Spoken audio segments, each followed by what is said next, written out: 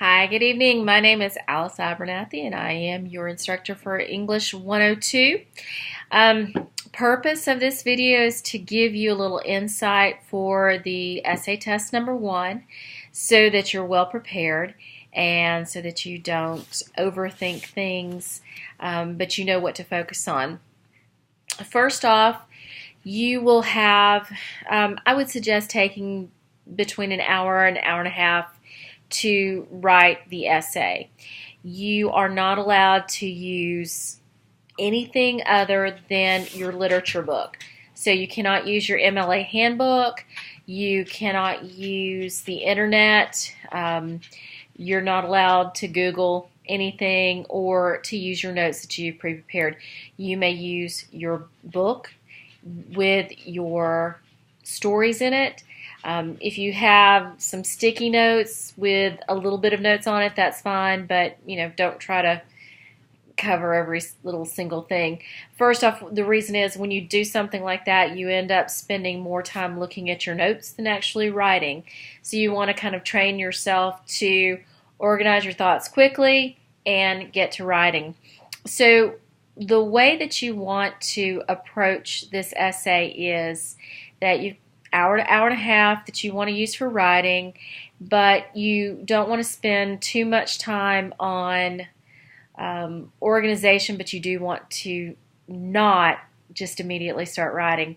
Most of the problems that I see with essays like that, it's because students just start writing and they think while they write, and so that ends up with a lack of organization on their part, and it's quite apparent when you go through to read it. And if it is unorganized, you will be docked off some points because you want to take some time. I would take a look at your prompt and I would jot down some ideas about how you want to approach that prompt. Also, what I want to see in each paragraph is the stories referenced, and you want to try to balance those references out so you've kind of got a 30-30 split. You don't want to have it all heavy on Rose for Emily and then miss out on the other readings that you're supposed to include in it. So you want to take about 5 minutes to organize, to jot note, to come up with your thesis statement. That is another big area to pay attention to. On the rubric, part of the points, I think about 10 points, is devoted to the thesis statement. And if your thesis statement is not a good thesis statement, then first off, you're going to get docked on it. But second of all, if you don't have a strong thesis statement, the rest of your paper will be lacking. And so you'll end up getting points off there. That's usually the way it goes. So you really want to pay attention to your organization before you start writing, and you also want to develop a thesis statement that is going to cover what you want to cover. If you need to do a review of a thesis statement, please go back to your handbook and take a look at that. Or also, it is really easy to find some great videos on how to come up with a thesis statement, what is entailed with those thesis statements on YouTube. Thesis statement was always a hard thing for me to wrap my head around, and the thing is, the more that you write, the easier it becomes to understand what a thesis statement needs to look like and how you need to take that and develop it throughout your body parts of the body, paragraphs. So when you structure your essay, you do want to structure it with an introduction that gives an overview of your thesis, of your stories, and you do want to tack your thesis statement onto that introduction. Most of the time I tack mine onto, it's usually the last sentence. I just find that it's easier to put it there because you kind of start broad and you narrow it down into your thesis statement. After your introduction paragraph, you want to take the 3 things that you are going to use to prove your point, to talk about, and develop those into body paragraph 1, body paragraph 2, and body paragraph 3. And the easiest way to structure each of those paragraphs is start with your topic sentence. Then I would say do your opinion, your claim statement, and then supporting details. And then you might need to do a repeat on that, because what I want to see in these paragraphs are 5 to 7 well-developed sentences. And by well-developed sentences, we're talking about complex sentences, compound sentences, using higher language, and using a good variety of transitions also.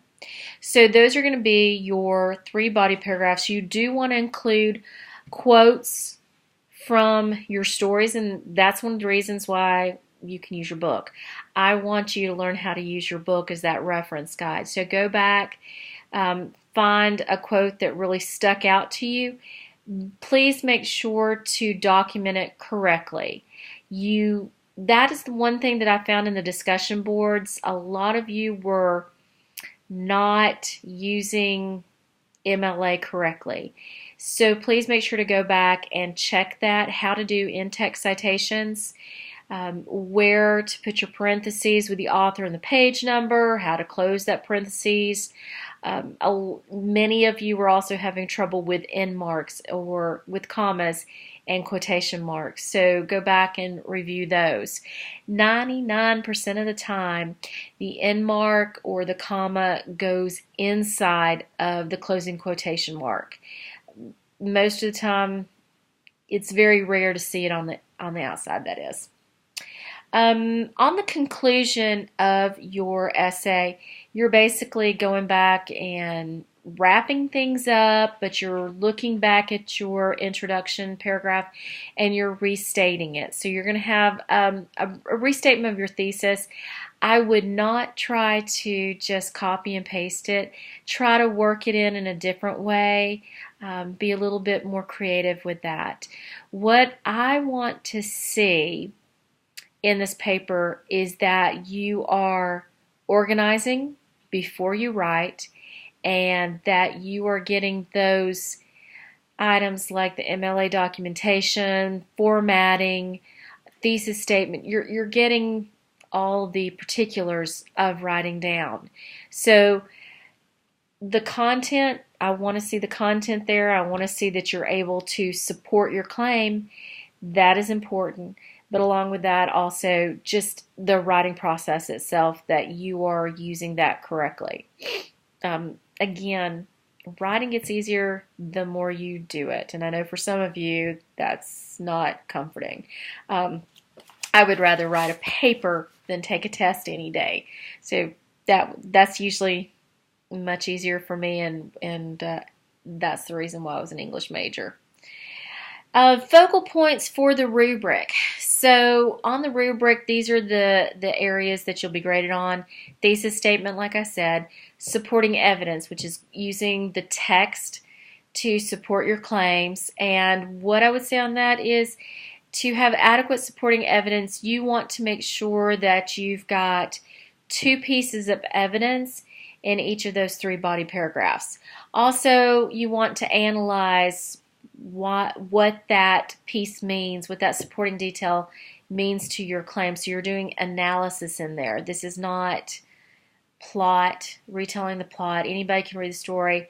Want to know, what that quote means, what to you, what it means to you, and the story.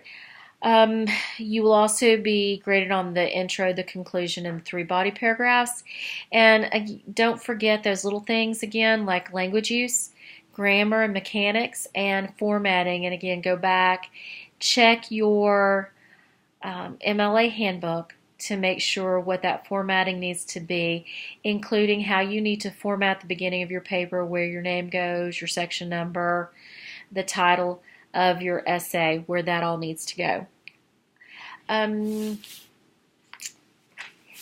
You will be submitting your document to SafeAssign. So SafeAssign is what checks for originality. Please please make sure that these are your original thoughts. Do not pull open a browser and copy and paste from somewhere else or have it written beforehand or anything like that. Please, please keep to the integrity of the course. This is about your growth as a student. If you have questions, then bring them to me and I'll do my best to help you with answering those questions. The focal point of the essay. So you've got 3 selections that you were supposed to have read, and what you're looking at them and going back to what that discussion board was about with character development and with narrator. Well, the essay takes that and you're going a little bit further with that. So you're looking at the impact of that narrator in character development. So when you go back and kind of browse back over those stories in preparation for the essay, think in those terms. The discussion board leads you into the essay, and so you should. It's kind of like a theme for this unit is looking at the narrator and the impact of it. Also, in the readings that you did, key terminology. Again, higher language use, so you're using that academic vocabulary inside of your essay. You might want to even go back to that vocabulary and target a few words that you would like to use, that you know that you saw in these stories and you want to pull them in to your essay. That's the easiest way to do it. I'm very strategic about things. I'm not one to just, here, let me do it and write an essay. I prefer to have a plan before I go in, because to have a good product in writing, most of us, that's what we have to do. If you have any questions, feel free to email me at aliceabernathy@jsu.edu. And the essay test will be open at midnight on the 23rd, so tomorrow night. And this video is being filmed on Tuesday night after a long day at work. And so it will be open tomorrow night, Wednesday night at midnight, and it will close Friday at midnight. When you go into it, have the mindset to sit down and go ahead and do it at that time and have everything that you need. You will only get one submission.